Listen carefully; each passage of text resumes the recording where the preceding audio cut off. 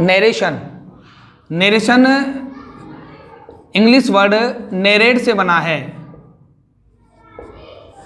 Narrate का मतलब होता है किसी व्यक्ति की बात को कहना, कथन। इसका मतलब होता है कथन या वर्णन करना, किसी बात का वर्णन करना। नरेशन को दो भागों में बांटा गया है, एक डायरेक्ट नरेशन और दूसरा इनडायरेक्ट नरेशन। डायरेक्ट नरेशन और सेकंड जो होता है इनडायरेक्ट नरेशन।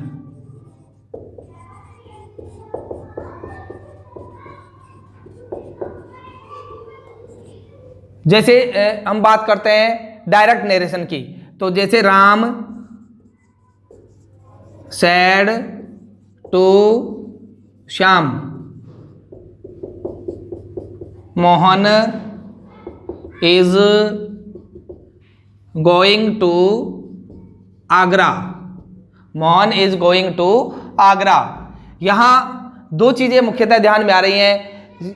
फर्स्ट जो वाक्य है उसमें राम एक सब्जेक्ट है और श्याम ऑब्जेक्ट है, यानी राम श्याम को कोई बात कह रहा है और राम द्वारा श्याम को जो कही गई बात है उसको यदि हम ज्यों का त्यों कहते हैं, एज इट, बिना परिवर्तन करते हुए हम कहते हैं, तो यह कहलाता है डायरेक्ट स्पीच। यानी कि राम की कही गई बात को Mohan is going to Agra, same यदि एज इट इस बात को कही जाती है तो यह कहलाता है डायरेक्ट स्पीच। इसलिए हम कह सकते हैं कि वक्ता के द्वारा कहे गए कथन को ज्यों का त्यों कहना डायरेक्ट स्पीच कहलाता है। दूसरा आता है इनडायरेक्ट स्पीच। वक्ता की, जैसे राम ने श्याम को कहा, श्याम वहां से आ गया और अन्य व्यक्ति को राम के द्वारा कही गई बात को अपने शब्दों में आकर वह कहता है, तो वह कहलाता है इनडायरेक्ट स्पीच। हम कह सकते हैं वक्ता के द्वारा कही गई बात को ज्यों का त्यों न कहकर अपने शब्दों में कहना इनडायरेक्ट स्पीच कहलाता है। जैसे Ram told Shyam that Mohan was going to Agra, यानी कि राम ने मोहन को बताया, राम ने श्याम को बताया कि मोहन आगरा जा रहा था। यानी कि राम के द्वारा कही गई बात को अपने शब्दों में यदि कोई व्यक्ति व्यक्त करता है तो वह इनडायरेक्ट स्पीच कहलाता है। इनडायरेक्ट स्पीच के दो भाग पार्ट होते हैं, एक तो कोमा इन्वर्टेड कोमा के अंदर का भाग और एक दूसरा कोमा इन्वर्टेड कोमा के बाहर का भाग। जो कोमा इन्वर्टेड कोमा के अंदर का भाग है उस अंदर के भाग को कहते हैं रिपोर्टेड स्पीच, रिपोर्टेड स्पीच। और कोमा इन्वर्टेड कोमा के बाहर का जो भाग है उसको कहते हैं reporting verb, reporting verb.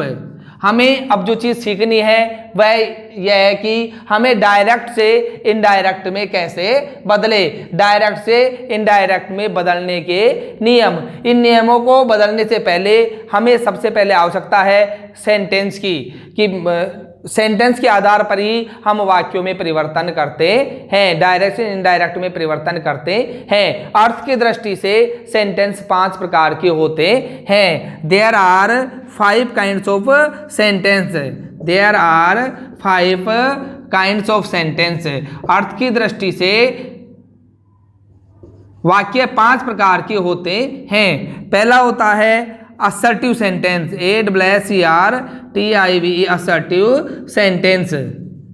Second होता है इंटेरोगेटिव सेंटेंस।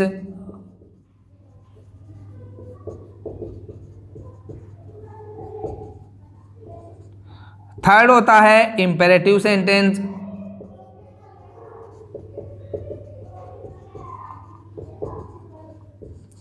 फोर्थ होता है ऑप्टेटिव सेंटेंस।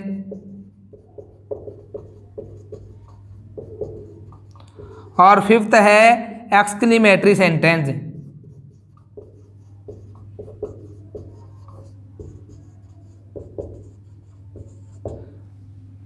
अर्थ की दृष्टि से हम इन जो सेंटेंस है, वाक्य है, उसको 5 भागों में बांटते हैं। पहला असर्टिव सेंटेंस, विधि सूचक या विधि सम्मत वाक्य। सेकंड होता है इंटेरोगेटिव सेंटेंस, प्रश्नवाचक वाक्य। थर्ड होता है इंपेरेटिव सेंटेंस, आज्ञार्थक वाक्य। चौथा है ऑप्टेटिव सेंटेंस, अभिलाषा सूचक वाक्य। और पांचवा होता है एक्सक्लेमेटरी सेंटेंस, विस्मयादि बोधक वाक्य या आश्चर्य सूचक वाक्य। इस प्रकार से ये 5 प्रकार के जो वाक्य हैं, इन 5 प्रकार के वाक्यों के आधार पर ही हम डायरेक्ट से इनडायरेक्ट में बदलना सीखेंगे। नंबर 1 पे आता है असर्टिव सेंटेंस, विधि सूचक वाक्य। विधि सूचक वाक्य,